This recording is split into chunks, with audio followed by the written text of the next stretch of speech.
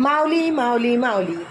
नमस्कार. Inside story करून मी रेश्मा शिंदे पुन्हा एकदा आपल्यासमोर एक छोटीशी माहिती कदाचित असेलही नसेल तर मी सांगते.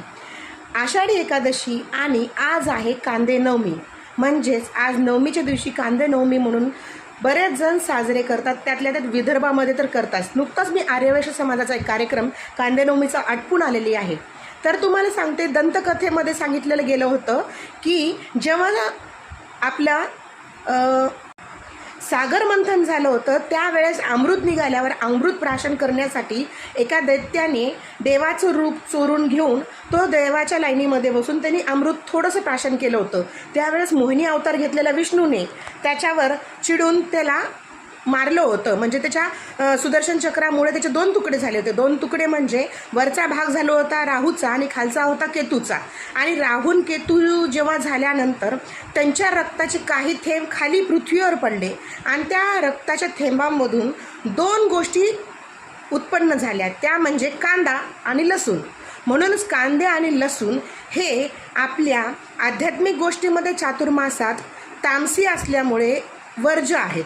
त्याच्यामुळे चातुर्मास आपल्या महाराष्ट्रीयन संस्कृतीमध्ये, हिंदू संस्कृतीमध्ये, भारतामध्ये चातुर्मासामध्ये कांदे आणि लसूण बरेच जण खात नाहीत. कोणी कोणी खातात, पण बरेच जण पाळतात. जे चातुर्मास पाळतात ते कांदा आणि लसूण बिलकुल देखील खात नाहीत. आणि त्याचमुळे तामसी प्रवृत्तीचा असलेला आपला कांदा हा आजच्या दिवशी सर्वजण खातात. मग ते कांदे आवडतात तर कांदे भजे किंवा कांद्याचे कोणतेही प्रकार वेगवेगळ्या प्रकारे करून तो खातात. आणि चातुर्मासाची सुरुवात होण्याच्या पूर्वी आषाढीपासून चातुर्मास पाळण्यासाठी कांदे तेव्हा आजपासून हळूहळू सोडायला सुरुवात करतात. तर ही गोष्ट एक दंतकथा आहे. खरी आहे खोटी आहे यात आपल्याला तर्कवितर्कमध्ये जायचं नाही आहे. फक्त सायंटिफिकल रिझन हे की आपली प्रवृत्ती तामसी होऊ नये, आपला ओरा स्पिरिच्युअल व्हावा, आपण आध्यात्मिक दृष्टी चांगल्या गोष्टी कराव्यात, शांत राहावे, संयमी राहावे आणि ईश्वराच्या समीप जाण्यासाठी प्रयत्नरत राहावे.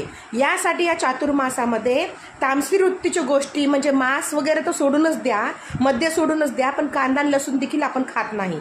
त्यामुळे या कांदा नवमीच्या सगळ्यांना हार्दिक शुभेच्छा. खाल्ले नसेल तर लवकरात लवकर कांदे भाज्ये खा. पाऊस पण पडतोय, एन्जॉय करा, छान आनंदी राहा, सुखी राहा, आरोग्य आपलं जपा.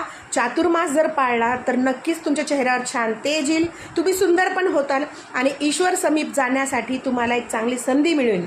आषाढी एकादशीला माऊली माऊली भरपूर जण जात आहेत वारीसाठी. तर विठुरायांचे दर्शन घ्या. आषाढी एकादशीच्या पण इनसाइड स्टोरी करून मी आपल्या सर्वांना शुभेच्छा देते. माऊली माऊली, जय हरी विठ्ठल. आणि भेटूया पुन्हा आषाढी एकादशीच्या आपण प्रति विठ्ठल रुक्माईच्या मंदिरात. धन्यवाद.